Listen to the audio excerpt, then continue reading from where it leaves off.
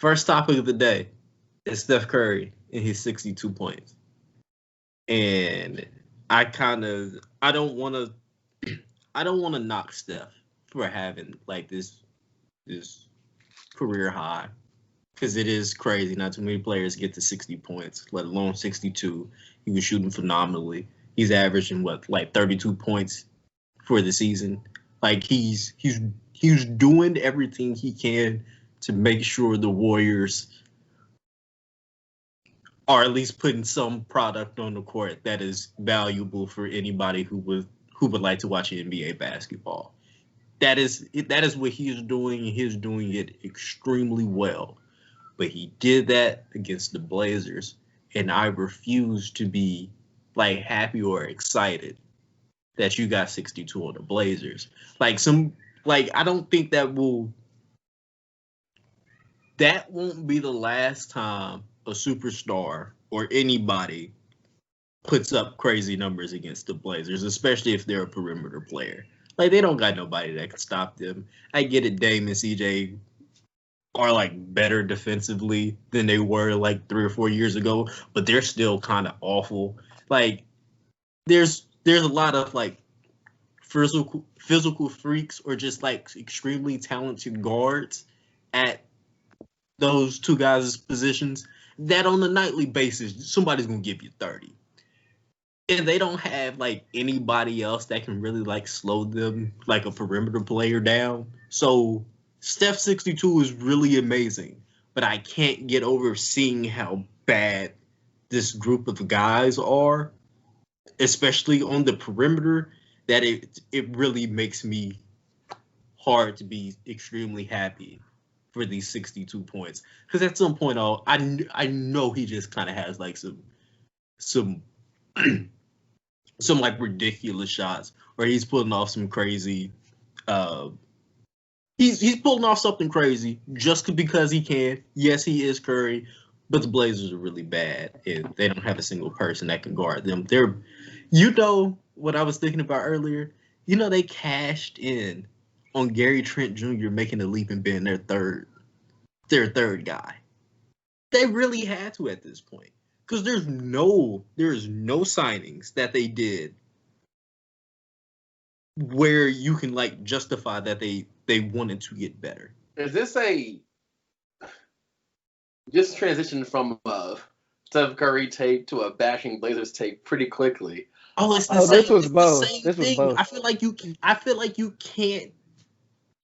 can't celebrate Curry 62, but when you like look at it, like in the context, is like, of course somebody was gonna spank them like this year. Like, inevitably, yeah, but not that many people have went off like that against the Blazers guard wise, have like truly gone off. I mean, like, not like 30, whatever. I mean, like 62 gone off to the Blazers. Like, CJ and Dame have been together for 5-6 years now, something like that, and no one's really gone off like that against them up until this point.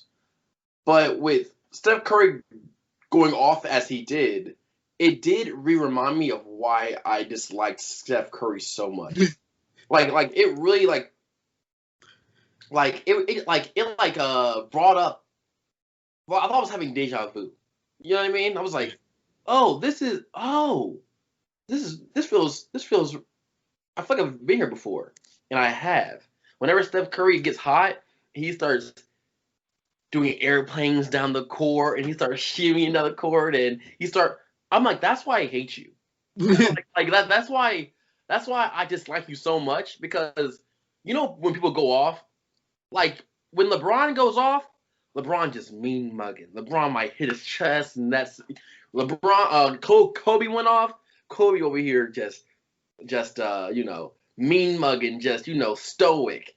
Dame go off.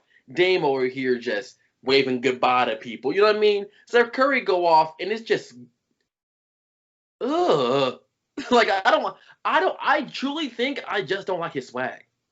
Like, first of all, never mind. I'm not gonna con this man like this. I was ready, but I really think at the end of the day, I just don't like the way I don't like his swag. It's like on the court and how he like carries himself on the court. Like, yeah, he carries himself fine, but like I like people who like he's a little too goofy for me. To be really honest, like, and that's all personal. That's all personal. Like, he's a little too goofy for me. Um, but you can't discredit anyone from scoring 62 points, no matter they're in the NBA. Like, no matter what, you can't discredit no one from scoring 62 points. At the end of the day, the ball had to go through the hoop. I just hate the fact that when his ball goes through the hoop, he's sliding on the ground. He's doing airplanes on the court. No. Act like you've been there before. You've been there before. You've been close to there before. But act like you've been there before. And he was just like, nah. You know, they point wide on his back. And he's screaming, ah! You know, like, what's going on now? Like, I don't know. Like, have fun. But my God, you seem like me. I really appreciate the first 7 minutes of this is just unnecessary Curry slander. And it's nothing against you, bro. Like, Steph Curry, except it is. No. Yeah, shouldn't code that. Yeah, it is. Something against you. Steph Curry ruined the game of basketball. Because I coached today, middle school, and this is a day after Steph Curry went off, and once again, this is a reminder of why I hated Steph Curry. It's because kids that I'm coaching are taking ill-advised threes in transition and ill-advised threes in the wrong aspects of the game because they watched Steph Curry do it the day before. And it's like, that's just bad basketball. And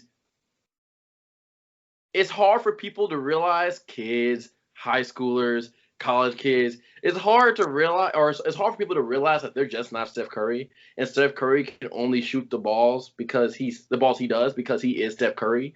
But like, not everybody else can do that. But everybody else thinks they can do that. So all of a sudden, everybody else starts playing bad basketball because those are bad basketball shots unless you're Steph Curry. But in that translates, you see it all the time.